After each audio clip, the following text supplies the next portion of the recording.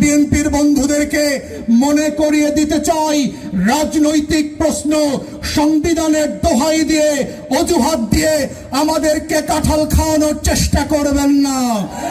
এই কাঁঠাল বহু বছর আমরা গাছে পাকতে দেখেছি, পচতেও দেখেছি। এই কাঁঠাল সংবিধানের জপতে জপতে ওবায়দুল কাদেররা এখন কলকাতার আইসিইউতে ঘুমাচ্ছে। এই সংবিধানের কাঁঠাল জপতে জপতে শেখ হাসিনাকে এক কাপড়ে বাংলাদেশ ছাড়তে হয়েছে। এই সংবিধানের কাঁঠাল জপতে জপতে আজকে ভারতকে আওয়ামী লীগের তীর্থস্থান বানাতে হয়েছে।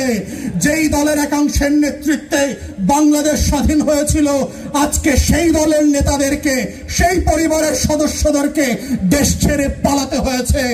These are events that the party needs to learn from. যদি লেসন না নেন, ইতিহাসের কাঠগড়ায় আপনাদেরকেও দাঁড়াতে হবে। 17 বছরের জুলুম, নির্যাতন, জেল জুলুম আর গুমের ইতিহাস এত তাড়াতাড়ি ভুলে গেলেন। আপনারা গোল্ডফিশকেও হার মানিয়েছেন। এত তাড়াতাড়ি আত্মবিস্মৃত জাতি। আওয়ামী লীগেরও এটা ভুলতে 17 বছর সময় লেগেছিল, আপনারা 17 দিনও সময় নেন নাই। অতএব আমার রাজনৈতিক বন্ধুদেরকে বলছি, আপনাদের জন্য আমরাও লড়াই করেছি, সংগ্রাম করেছি। শহীদ জিয়ার ক্যানভাসের রাজনীতি আমরাও করছি, কিন্তু আপনাদের আচরণের মধ্যে, আপনাদের বিএনপির এই 26 সালের আয়নায় আমরা বেগম জিয়াকে খুঁজে পাচ্ছি না। আপনাদের এই সংসদের বিএনপি সংবিধান বিশেষজ্ঞদের আয়নায় আমরা শহীদ জিয়াউর রহমানকে খুঁজে পাচ্ছি না। এই বিএনপি কোত্থেকে এসছে? এই বিএনপি তো এই মাটির বিএনপি না। যারা বাংলাদেশ পন্থী রাজনীতি করেছে, আমরা তো সেই বিএনপিকে খুঁজে ফিরে পেতে চাই। যারা ফ্যাসিবাদ বিরোধী আন্দোলন করেছে, আমরা সেই বিএনপিকে খুঁজে পেতে চাই।